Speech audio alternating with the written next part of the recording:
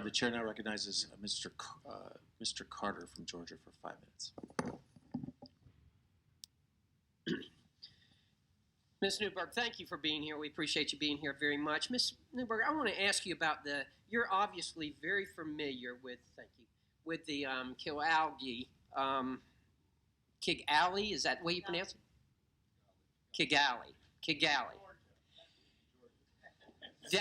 Kigali is the way you pronounce it in Geechee. That's what we speak down in South Georgia, okay? And pay no attention to my colleagues up here on the dais, but nevertheless, help me understand this. I'm a pharmacist. I'm not in this area necessarily, but I just want to understand the difference, the basic difference between the HFCs and the HFOs and how they differ in utilization. Between the HFCs and the HFOs? Right. HFOs are another class of substitute chemicals. There are a lot of substitutes for ozone-depleting substances. They're not all HFCs. They're not all HFOs. Hydrocarbons, carbon dioxide, many other types of chemicals have been used, methylene. Right. So how much do we know about the HFOs? I think that may be a question. I think the question that was asked earlier about how can you measure this if we haven't been using them, that's what I'm concerned with here.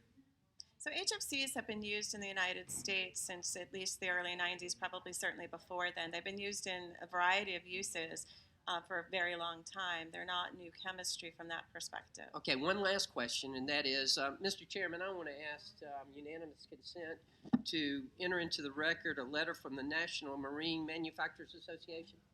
Without objection, so ordered. Thank you. And one point that the boat makers make is that they do not have an option now, an alternative, if they are not using the HFCs for certain parts of the boats. Now, they've decreased their use of them 80 to 90%. However, it adds to the weight on it if they don't use the HFCs, and therefore they use more fuel. Are we not just shooting ourselves in the foot here if we try to solve one problem, but we create another problem?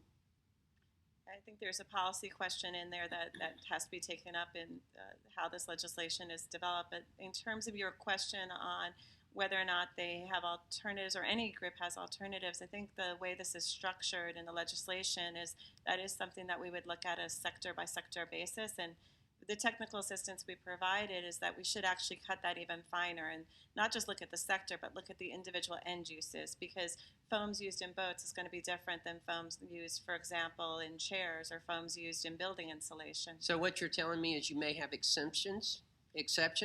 I believe the legislation is set up both to allow for that, and also the gradual phase down means that different sectors could go at very different times. Okay, I'm going to yield the rest of my time to the gentleman from Oklahoma.